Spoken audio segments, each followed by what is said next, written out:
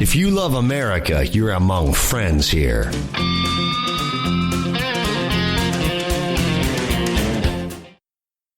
You're tuned in to Rebooting Liberty.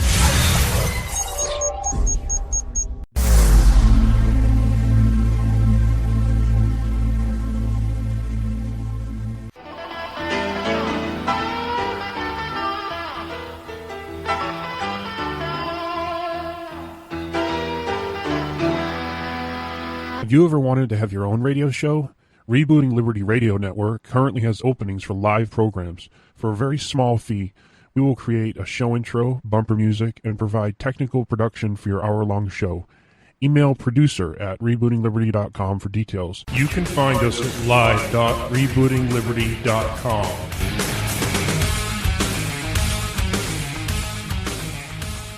In these uncertain economic times, you've got to do whatever you can to save money. One of our biggest expenses can be our cars, especially when unexpected repair bills hit. Not anymore. If you own a vehicle with less than 130,000 miles, is less than 12 years old, has a warranty about to expire, or even no warranty at all, you could stop paying for car repairs. Roadside assistance, towing, and rental coverage are all included. Don't wait for the next repair. Make one free call right now to see if you qualify. If your vehicle is less than 12 years old, has less than 130,000 miles, even if it's out of warranty, paying for car repairs can become a thing of the past. Call us right now and get your car protected before your next repair bill hits. Get protection and no more repair bills. Call 800-696-1030. Again, 800-696-1030. That's 800-696-1030. 800-696-1030.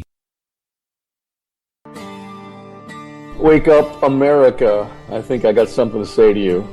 I say this every week. I love the United States of America, and I want you to love the United States of America, too. Office Hours with Dr. A is not a safe space, so enter at your own risk. You will be exposed to the truth, and I will endure the consequences. Again, rest assured, I will not try to put my brain into your head. I will, however, motivate you to think and to use the analytical part of your brain that very few people want to use because it requires actual effort, it requires actual work. You've reached the office of Dr. Randy Arrington. Please have a seat, and the doctor will be with you in just a moment.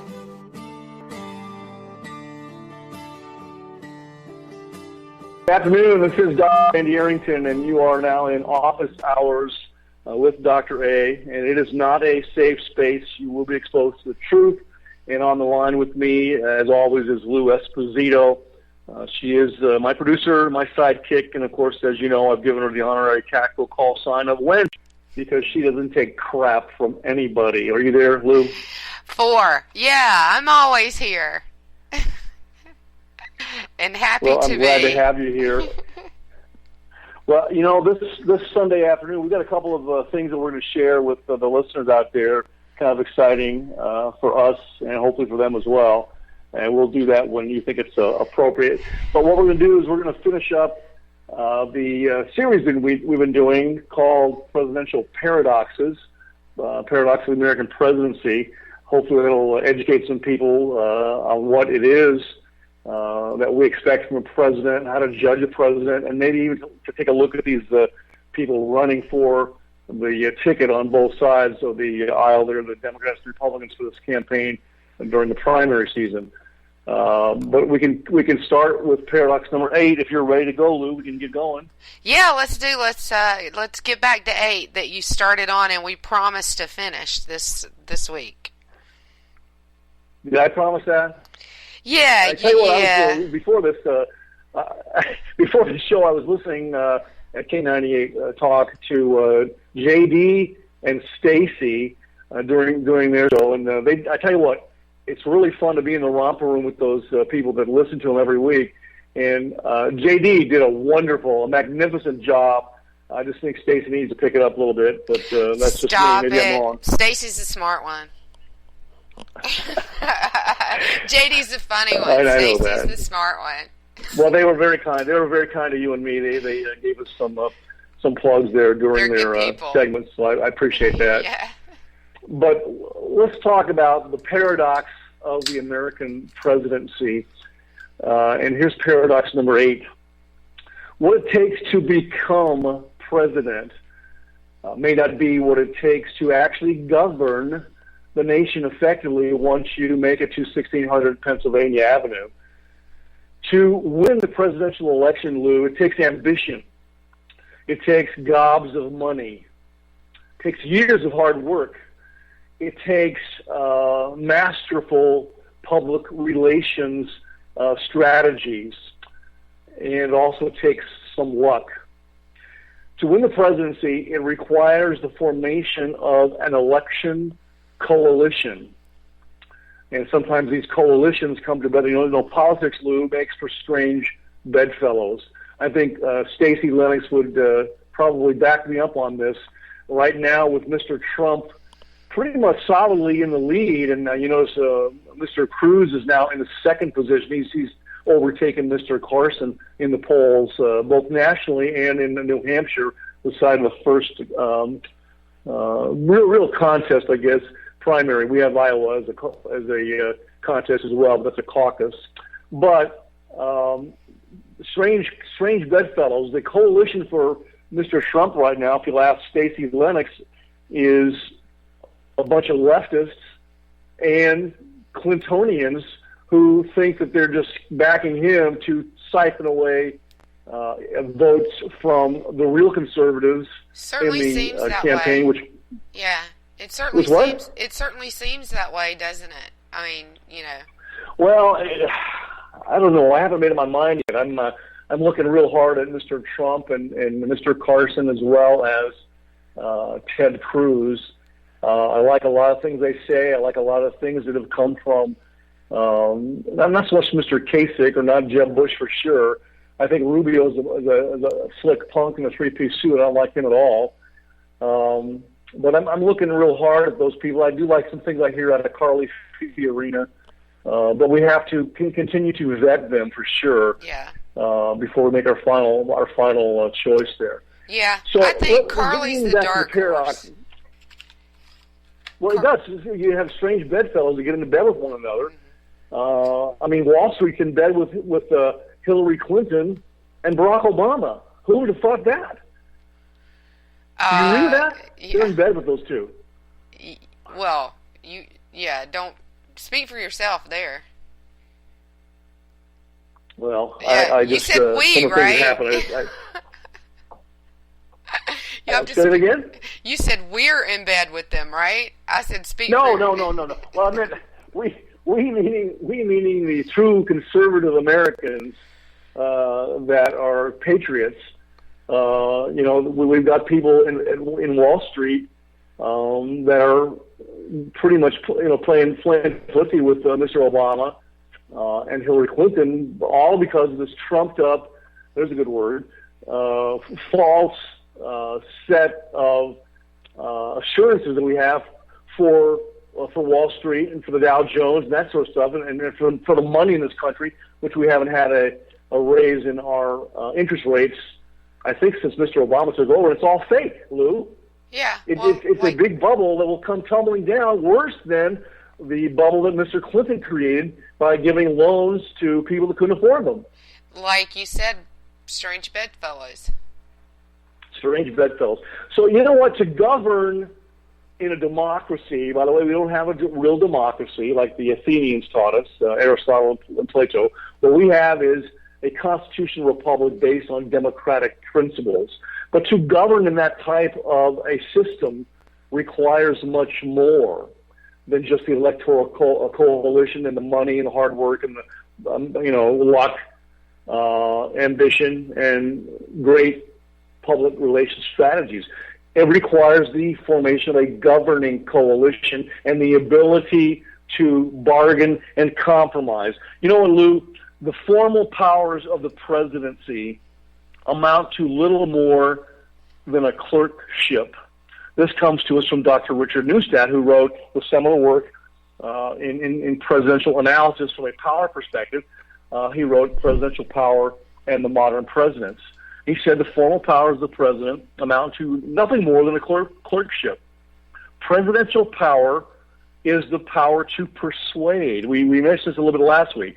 The power to persuade using the enumerated powers and the inherent powers combined with the perks and the punishments, the perks that he can offer to other political elites or those sanctions, punishments, that he can dole out in retaliation against those same political elites. So that's what the presidential power really boils down to.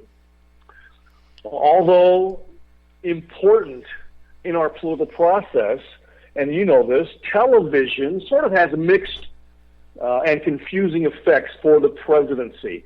We're going to get into, probably next week, the presidential spectacle, which talks about the importance of public relations and the way it affects the presidency. Yeah. Because of television, Lou, faults and flaws are exaggerated. And looking good often becomes more important than doing well.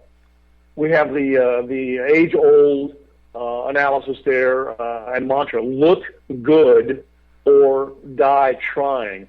I'm brought back to my days as a young naval aviator around the aircraft carrier. We had to look good or die trying to look good. It's just the way it was. And you know who you had to impress the most was your fellow naval aviators, because they would rag on you until you couldn't stand it anymore. But it made us stronger men and now women. They still do, right? I mean, they never stop. Well, that never stops. They never stop. And I don't know if I think JD gets it. I'm not sure if Stacey Lennox gets it. I tease her incessantly. You sounded like this morning he got it. Bring the best out of her. I try to bring the best out of her, like you. Does that not work? Hey, that's why Meredith I like girl? Yeah, that's why I like you guys. Because you challenge me. All right. And well, Hammy's the same. You got to challenge people. You got to. Yeah. Part of my leadership skill and technique is sort of like John Wooden. I can bring more out of you, get more positive results out of you, or Stacey Lennox, or JD, than they thought was even possible to dredge up themselves. And that's how a good leader, I think, operates. We mentioned this earlier. If I have too much personal success, it's not about me, Lou. Too much personal success means I failed as a leader. I got to help other people achieve more or achieve greatness in their own respect, and that's what a leader does. Getting back to looking good or die trying, I'm often reminded when I talk about this one about the Nixon-Kennedy debates. If you listen to the Nixon-Kennedy debate back in the 60s, if you listen to it on the radio, you thought Nixon won. Absolutely, you thought Nixon won. But if you saw it, you viewed it on television, you thought Kennedy won. Because Nixon shouldn't even have been there. Nixon was sick, like you today. I know you're sick, and I mentioned that in the romper room. You had a lot of people on your side, wishing you well. I feel better. But Nixon shouldn't even have been there. He was sweating. He had the flu. He just shouldn't have been there. And Rick Perry made a similar mistake in the 2012 elections. He was sick. Well, Rick Perry made a lot of mistakes. Well, that's true, but he was sick, and it came through. And, he wasn't well, and he shouldn't have been there. But it's to your point. I agree. You got to look good. Look good or die trying. And we're going to talk about that dynamic when we get into the presidential spectacle next week.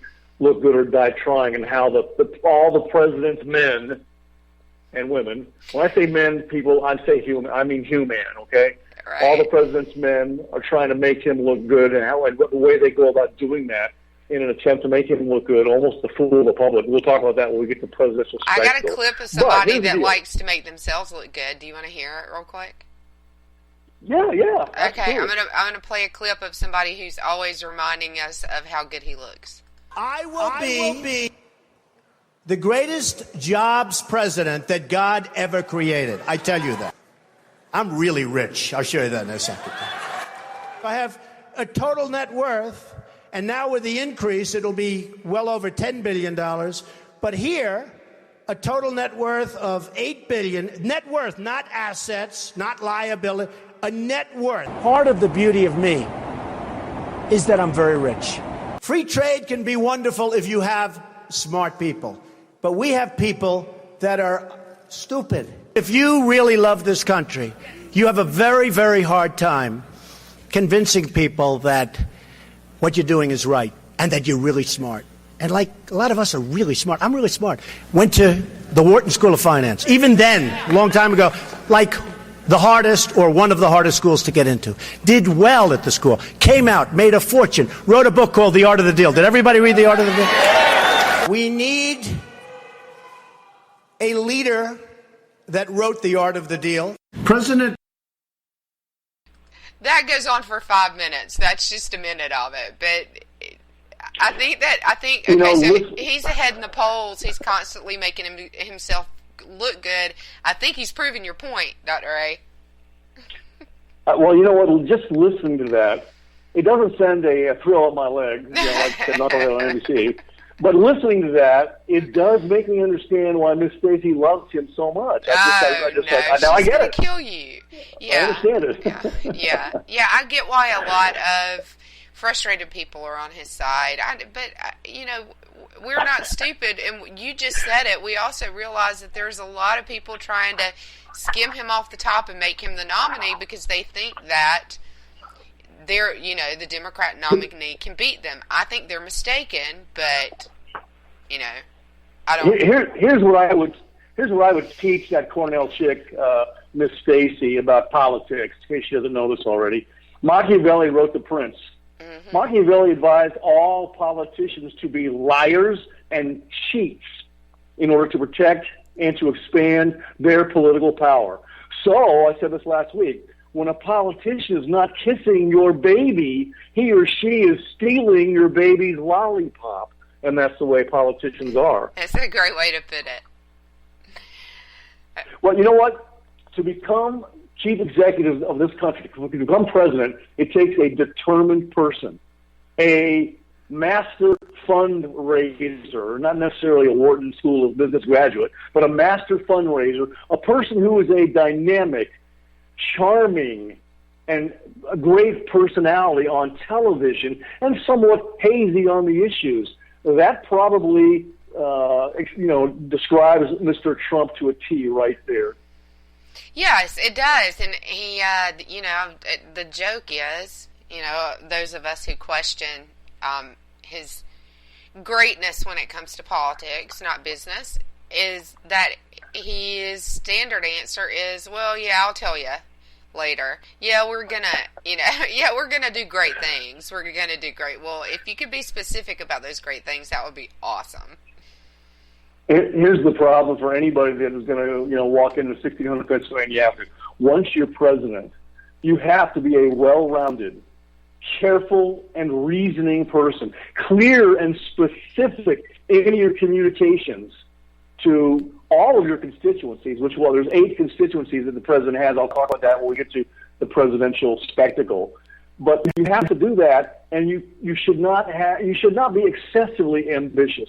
So that being the case, what it takes to become president is different from what it takes to be president. Now, paradox number 9. You want to take a break? We have time to keep going, or what do you want to do? No, you keep going. Okay, paradox number 9. The presidency is sometimes too strong, and yet at other times the presidency is too weak.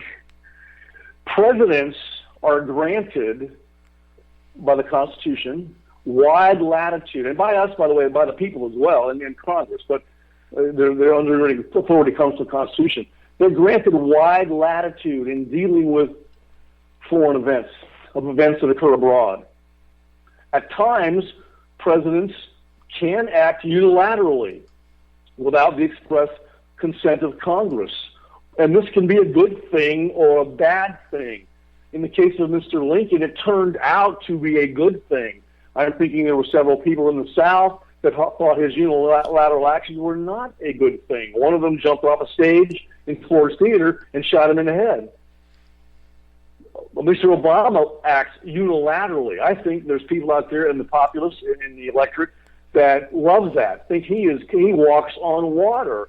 And yet there are some other people, rational thinking individuals, that think this guy should be tried for treason and put in jail for the rest of his life. I am one of those. Well, I think regardless of which side you're on, and it's easy for me as an independent, or easier for me as an independent, you should be looking at the executive and saying, no, you should not be on a regular basis acting unilaterally. You're part of a tricameral or a three-branch government. Here's the paradox here. We're talking about President acting unilaterally. While the constitutional grounds, if you want to look at it from that perspective, for such acts may be dubious, the climate of expectations amongst the mass allows presidents to act courageously, quickly, and decisively in foreign affairs.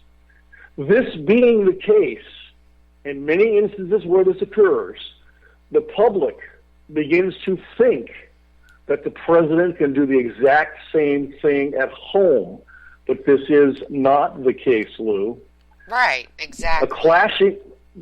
There's a clashing expectation that is built into the presidency when strength in some areas is matched by weakness in others. The president is always too powerful, given our natural, God-given worst fears of tyranny and despotism and totalitarianism, and our ideals of by the consent of the people. And yet he is likewise always too weak, given our desire to accomplish things and to solve problems, which is what the president is supposed to do. Things like curb the rising national debt, end discrimination, solve the problem of poverty, and cure a host of other nagging domestic dilemmas. Do you agree with that? Yeah, I agree, but I think it's part of the fundamental misunderstanding among the people of what the president is and what he should be and what our government is and what our government should be and what our Constitution says. I think most people don't understand it, and I don't think that they understand the danger of what they actually want a president to do.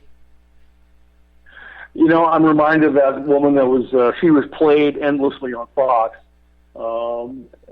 being interviewed.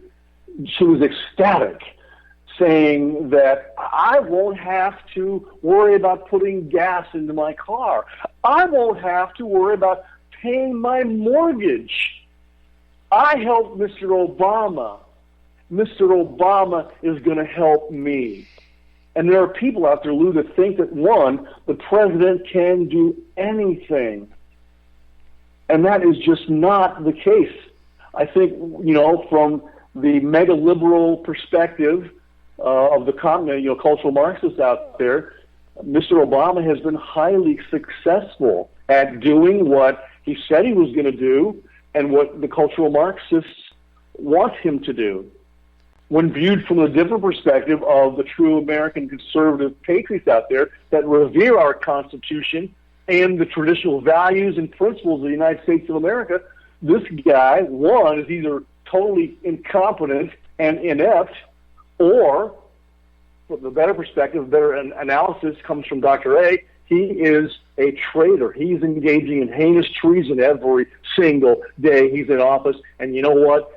So is Mrs. Clinton. And if you people out there put Mrs. Clinton in the White House, you have just put the last nail in your own coffin, and you know not what you do. Or do you they? are about as mind rape as you can be. Have a drink on me. Exactly, have a drink. And some of them I think know very well what they're doing. Some of them are really interesting. I'm thinking of one particular person on Twitter who is extremely liberal. However, I don't dislike her because she's pretty fair, actually. And she's not a Hillary supporter at all. She's not a Bernie supporter either. She's really supporting Jim Webb, which I think last we heard he might be going independent. Is that correct? Yeah, and I told you, if you remember a couple shows ago, that if I were to pick a candidate on the Democratic side, it would be Senator Webb, former Navy Secretary Senator Webb. So here's my thing.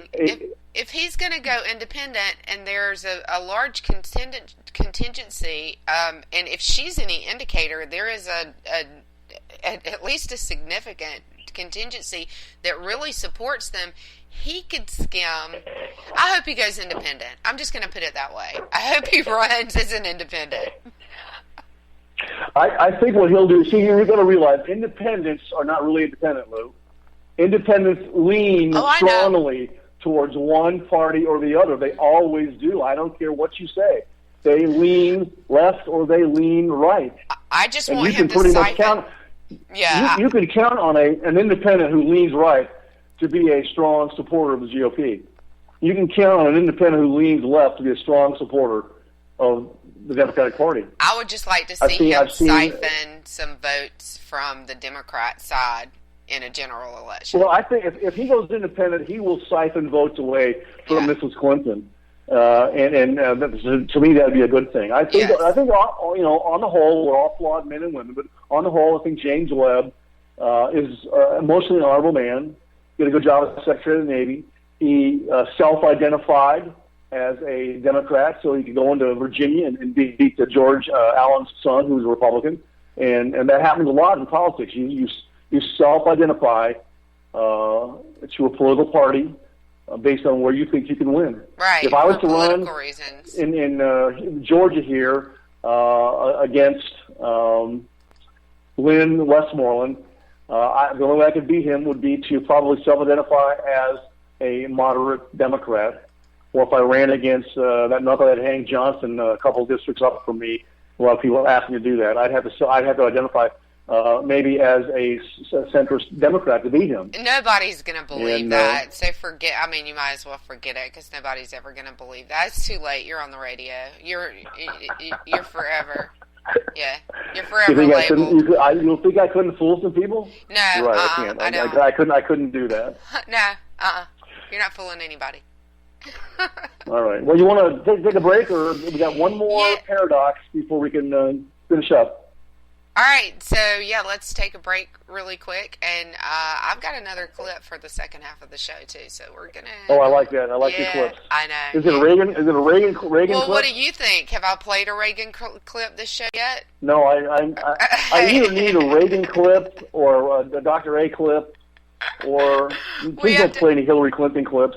I get sick. Yeah, we have to play a Reagan clip every show because Clout, the social scoring site, believes that I'm an expert. Before you go to the break, did you see, people keep asking Mr. Obama about the strategy for the Middle East in defeating ISIS and the other radical Muslims, okay? Right. You know what, first of all, I can't think of a more potent recruitment tool for ISIS and for all of radical Islam and jihad than having Barack Hussein Obama sitting in the White House or riding his little girl bike or traipsing around a golf course wearing his little shorts or giving his idiotic America-bashing teleprompter speeches. Right. That is a recruiting tool right there. Here's the strategy for the Middle East. We win, they lose. That's Dr. A's strategy. I think that, and I tell people this a lot, I don't think that his strategy is so horrible. I think for what he's trying to accomplish, his strategy is actually pretty good. But that gets into a whole nother argument, and that would put me off. And that would put us on the Islamo-communist thing, drink again. And we're not going to go there. We're going to cut to break before we say too many more drinking words and our audience gets too drunk. So we will be right back in 2 minutes.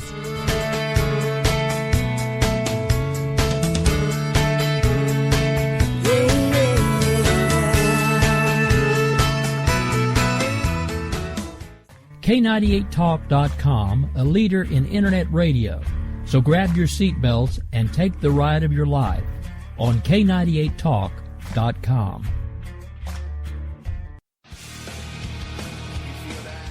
This is JD. And this is Stacy. Join us Tuesday nights, 10 p.m. Eastern, for Game On.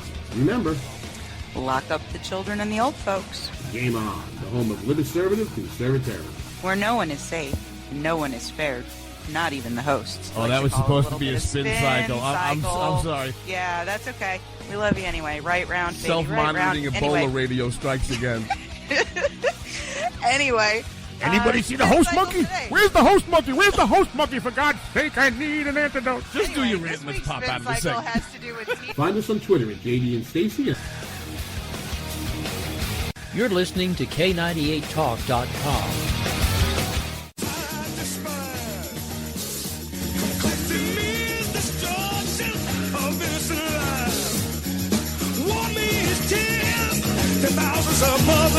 The internet will never be the same. You're listening to K98Talk.com. Whoa! Good God, y'all. What is it good for? Absolutely. Let's get started again.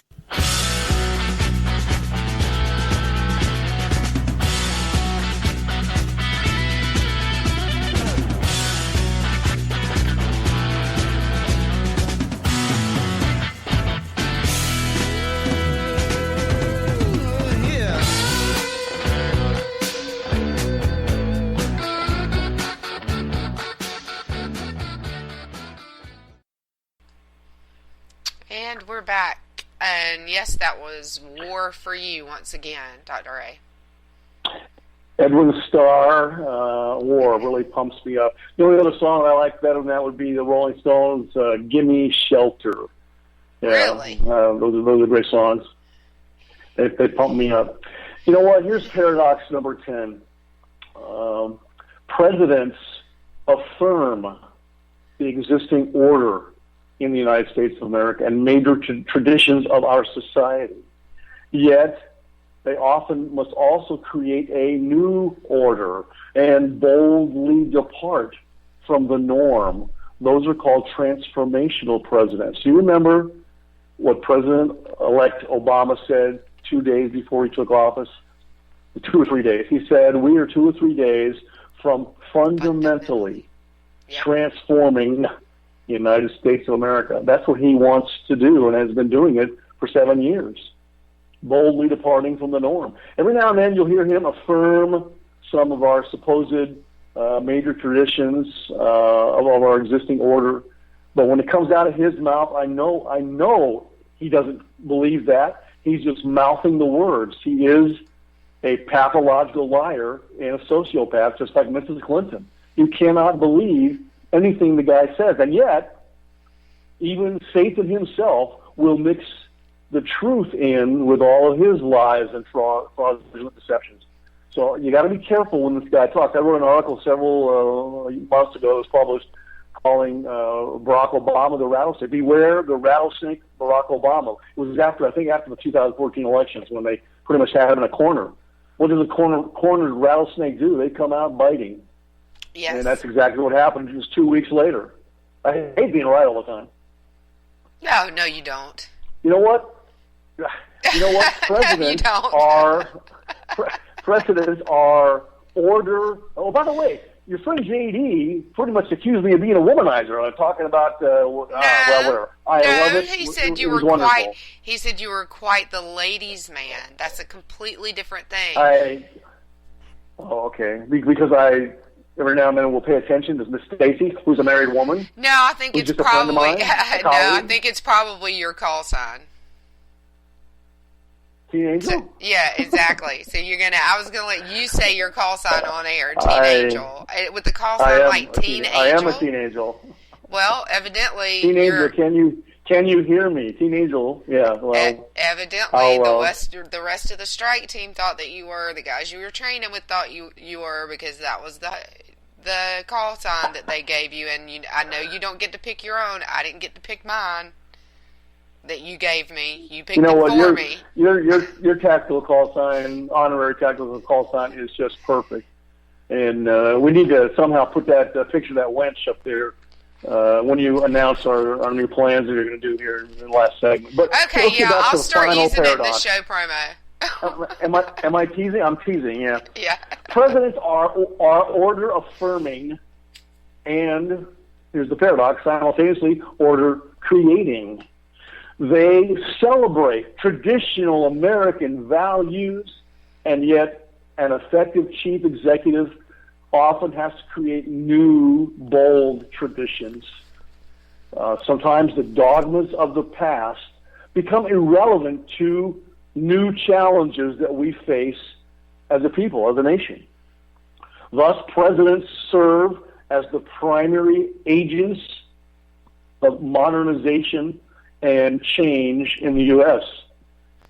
But here's the problem. Political change, all change in effect, is resisted.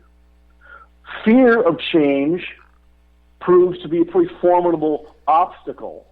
We like routine, Lou. Human beings get set in a certain routine. They don't want to depart from that. Change is scary. Change is fearful. So, in a way, all presidents are compelled to couch reform, change, and modernization, progressivism, I hate that word, in the comforting, familiar clothing of past values. Mr. Obama says this constantly.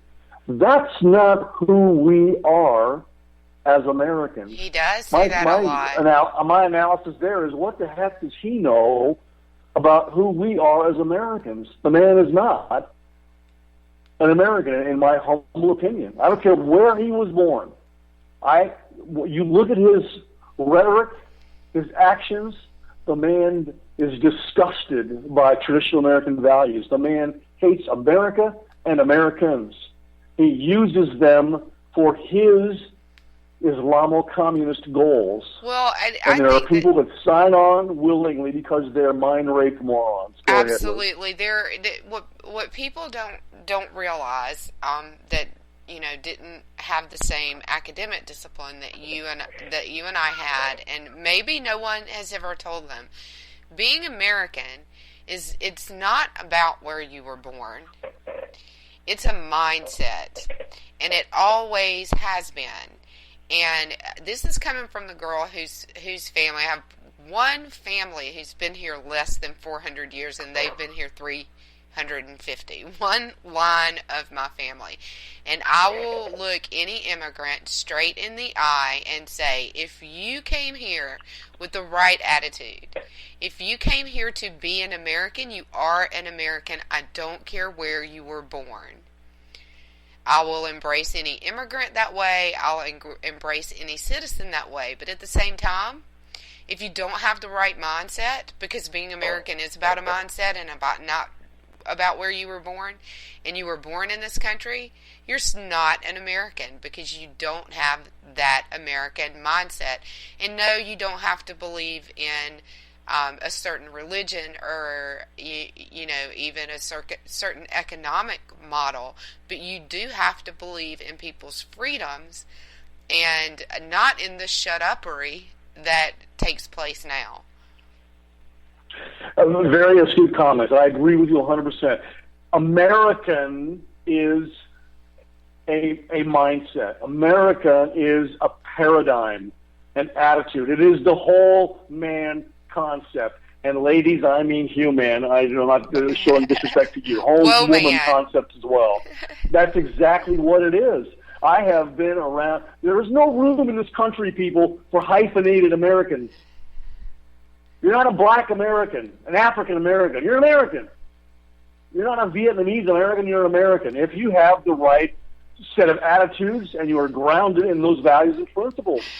I know, and if we're following that model. I've known lots of people that have come here couldn't speak a word of English from Vietnam. My kids went to school with them. And they quickly become Americanized. Yep. Yeah, and absolutely. They are just phenomenal people. And if we're going to follow that model, Americans, Lou. Right. And if we're going to follow that model, then I would be a Norman American, even though the Norman Empire hasn't existed for hundreds of years. The Normans, they founded. They came to Ireland they were there for a long time. The Normans. Well, but they're not around anymore. Good luck finding one. It's all heritage. It's not, it's not there anymore. Exactly. And I'm not a Norman American, and I've never considered myself that, and neither did any of my family. So. You know what, Lou? In the United States of America, for change to be acceptable, that's a good way to put it, for change to be acceptable, it must be grounded in deeply rooted American traditions and values and principles for it to be acceptable. So to summarize this whole thing, this presidential paradoxes series we've been talking about on the radio, in summary, to govern successfully, presidents must learn to successfully manage these paradoxes and a variety of competing demands and expectations, if you will, from his or her one day 8 constituencies. We, as an electorate in the mass, we have to select presidents who understand these paradoxes and have a gift for improvisation. We must also not be confused by these paradoxes of the presidency when we evaluate their performance once they get in office. Presidents cannot do everything that we think they have the ability and the power and the skills to do. They just can't. And that's a big problem right there. We think they can do anything, they can't. When Americans realize that the presidency is incapable of dealing with everything, every problem, every dilemma, well, and that democratic politics is not sufficiently suited to provide quick answers to every social malaise that exists or pops up out there, then and only then will we, as a member of the electorate, will we be more responsible in the way we choose our candidates and eventually our president, and in the way we judge those chief executives once they make it to 1600 Pennsylvania Avenue. And that's the whole undergirding foundation, if you will, or a lesson that I want all my students to learn when we talk about the paradox of the American presidency. We have to understand them as well and choose the right people and hold them accountable once they get there, but realize they can't do everything, Lou. What are your comments? Yeah, no, I think that the important thing for people to remember now is to use these kind of guidelines and these paradoxes when they're evaluating candidates, because I believe they all know this, and their strategists all know this when they're running for office. Exactly, that messaging is so boiled down to what's effective and what's not effective, and there's so much data out there. They all know what they need to say to get elected, and we have to be very cautious, like sheepdogs, to determine the difference between what they're saying that's sincere, what they're going to do, what their past actions have been like, and, how they really align with our own values. And I think where people get into trouble is that they're single-issue voters, and they'll buy just about anything anybody says as long as they agree with them on that one issue. I noticed you gave a plug to our first radio show together on Office Hours with Dr. A, Sheep, Wolves, and Sheepdogs. Yep. And that'd be a good one for people if they want to go back and listen to a podcast. Go listen to that, because very poignant and to the point, brutally honest, and we've got to realize that. Going back to the creation of the presidency, it was back in Federalist Number 70, which was written by Alexander Hamilton, who later became Secretary of Treasury. In Federalist Number 70, Alexander Hamilton pretty much persuaded us when we, as a nation of 13 colonies, came together as United States of America, 13 states. He persuaded those states when they were going through the constitutional crisis, if you will, of should we ratify the Constitution or not. He persuaded those people back then, our forefathers and our people that were in the United States, that the American presidency was necessary. But you got to remember, as students of the presidency, that throughout all of our years, 230 some odd years, many of our so-called scholars, through their writings and teachings, have demonstrated that the American presidency is unique. It was an invention created in Philadelphia by those 57 men that came to that convention. But besides being unique, it is always, always, always potentially dangerous. And that's what we have to remember as an electorate. They work for us, not the other way around. Yeah, all of them. They are not rock stars. They're not rock stars. No. No, like I just got to reading John Fogerty's biography, Fortune and Son. Really, really good book. I recommend it. The guy is so talented and yet so humble, and has been screwed so many times throughout his life. It was interesting for me to read that about John Fogerty from the Creedence Clearwater revival days. Right. Yeah. So the presidency is dangerous. It's dangerous. And people don't realize, I don't think, how unique it is in the world. There is no presidential republic quite like ours anywhere in the world. I challenge someone to find it, and if you do, tweet it to me, because it doesn't exist.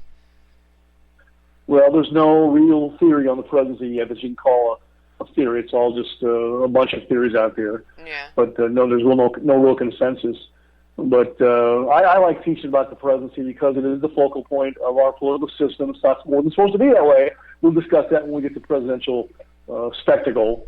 But it has evolved that way, and I think I would argue it has evolved that way because of the people out there in his audience, in his constituency, 8 constituencies that he has, that think he can do anything and everything, but he can't. So that's why everything is centered on him when it really shouldn't be. Yeah, I definitely would agree. Yeah, I would agree with that. Well, you said earlier we have 3 branches of government, and you were taught that in the 5th grade. You know what? That's wrong.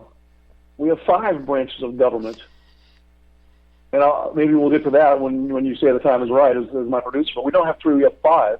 You didn't know that, did you? Well, yeah, but we're not supposed to have 5. But we do. What we're supposed to have and what we have are 2 different things. Right, exactly. Well, that's the beauty of the story of the Leviathan. I mean, it's well, exactly. It was prophetic. It's normative theory versus empirical theory. What you're supposed to have is 3 branches of government. That's normative theory.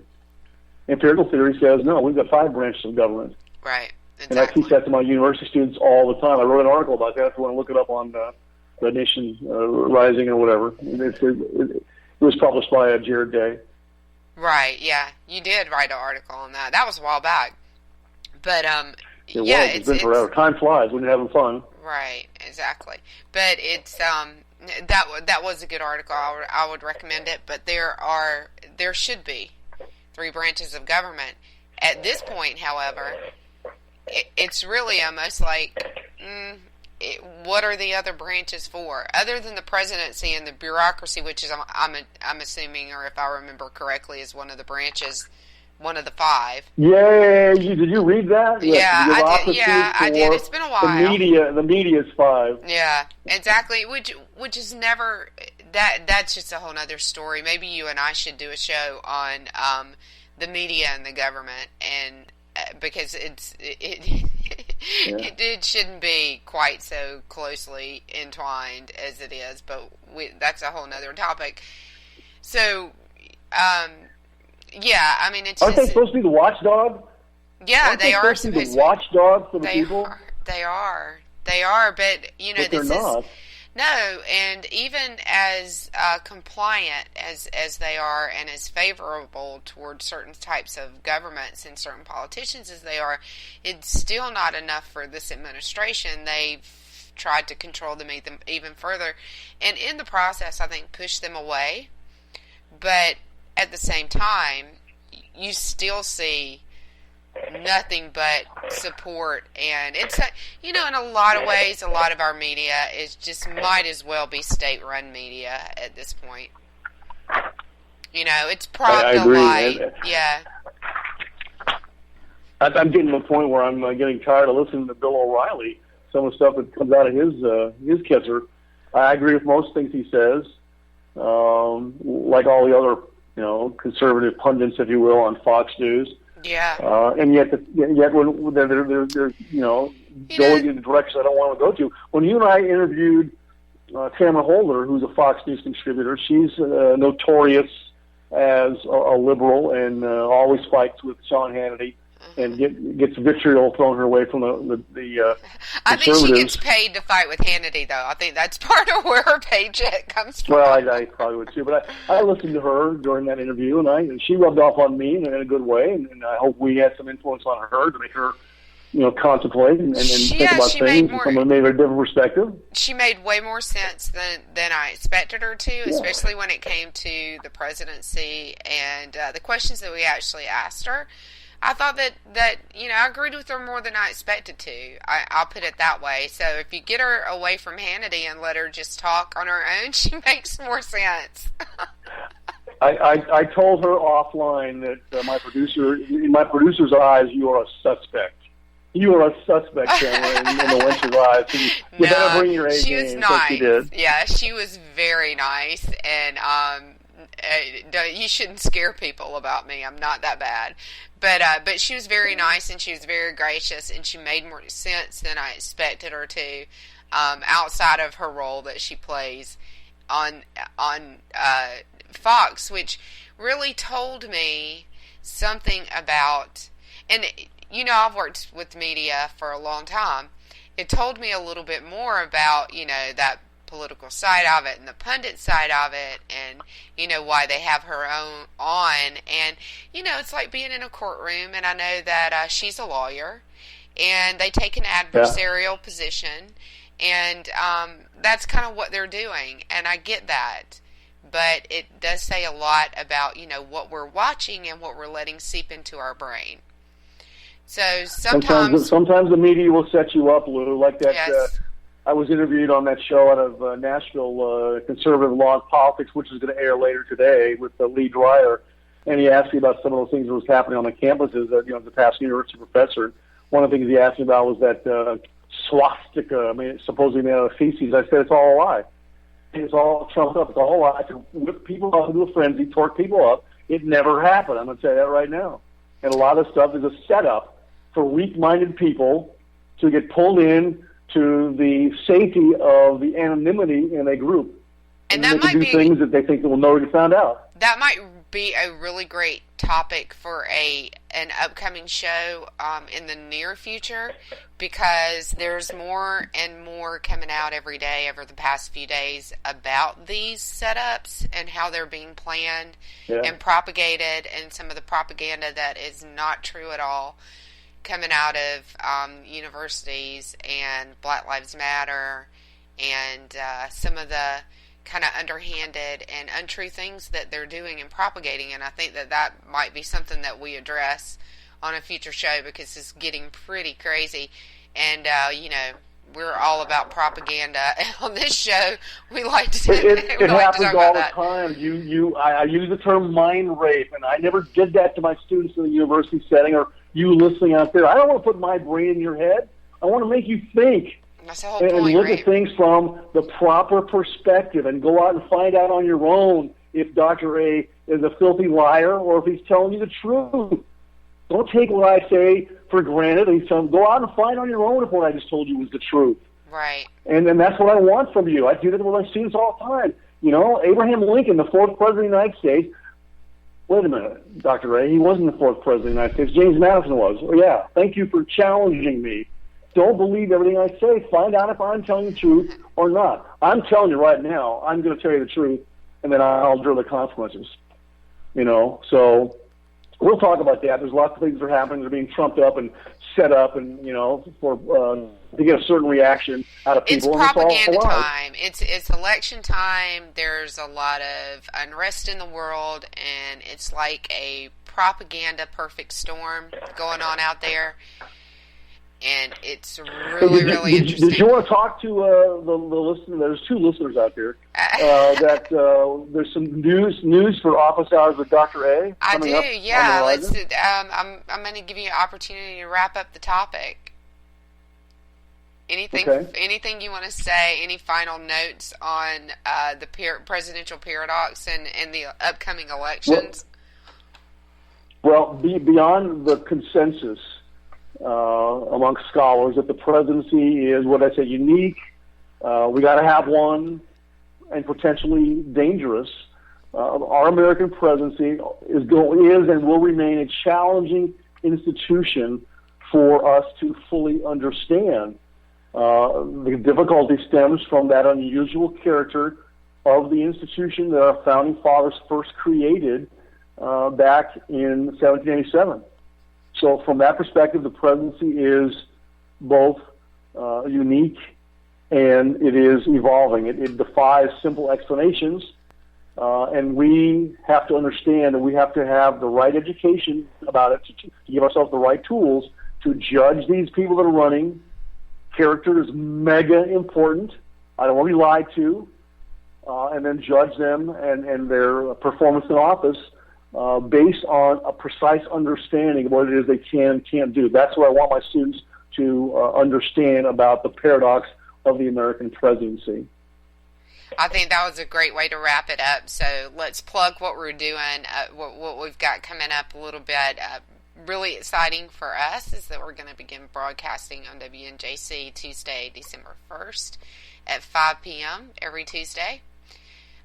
Just kind of the beginning for us. And we are also going to move our show on K98 to follow up JD and Stacy.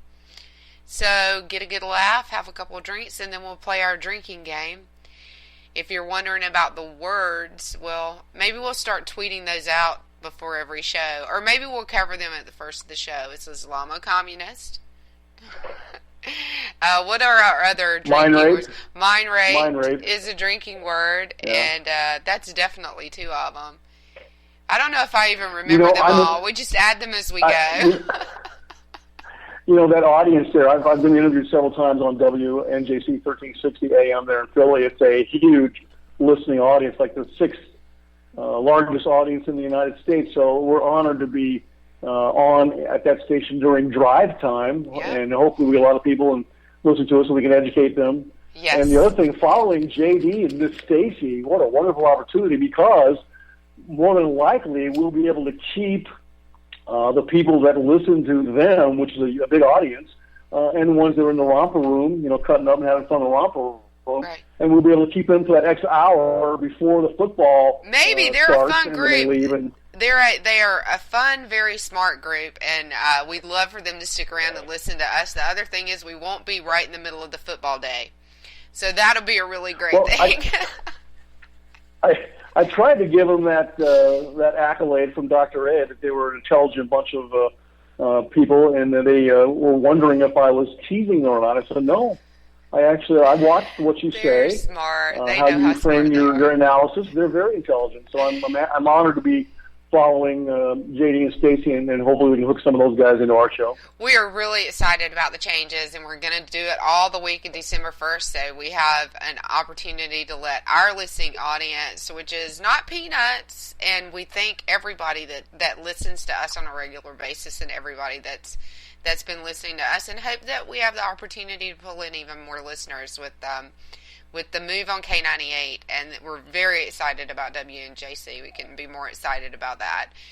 So we are going to be right back here next week at the same time, 3 p.m., and we'll keep you posted on our move. But that's going to be December 6th. We're going to start following JD and Stacy at noon, and December 1st, Tuesday, 5 p.m., you can hear us on WNJC out of Philly. We'll be broadcasting on terrestrial as well as on their website. So have a wonderful Sunday. We'll see you next week. Say goodbye, Dr. Ray. Goodbye. Let freedom ring. God help us. And always speak the truth and then endure those consequences. God bless America. God bless America. We'll see you guys next week.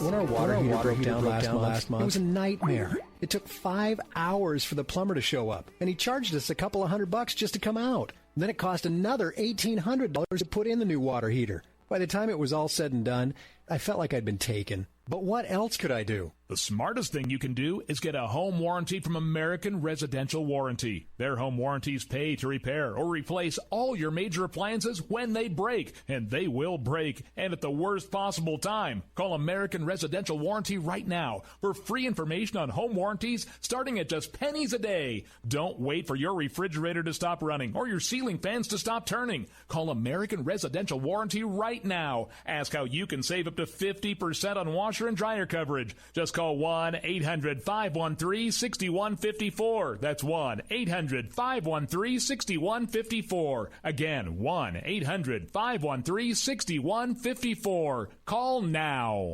Tired of paying outrageous prices for Viagra? Well, we have great news for you. Now you can finally get Viagra at huge discounts. Healthy Man allows you to save up to $500 on Viagra. Why pay U.S. pharmacy prices of $15 per pill or more when you can get Viagra for less than $3 a pill? Call today and get 40 Viagra pills for only $99. This can cost as much as $600 at your local pharmacy. You can't afford not to call us. If you want Viagra at the lowest prices, never pay $15 a pill pharmacy prices again. Get Viagra for less than $3 a pill. Call 1-800-516-7602 today and save up to $500 and get 40 pills for just $99. Healthy Man is fast, easy, and affordable. Operators are waiting at 1-800-516-7602 to take your call right now. Call 1-800-516-7602. That's 1-800-516-7602. Again, 1-800-516-7602.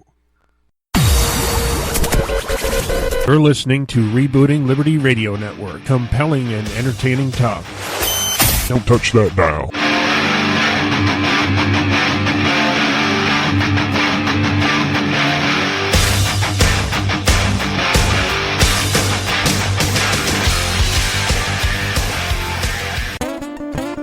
Hey, liberals, why don't you try rooting for your own damn country for a change?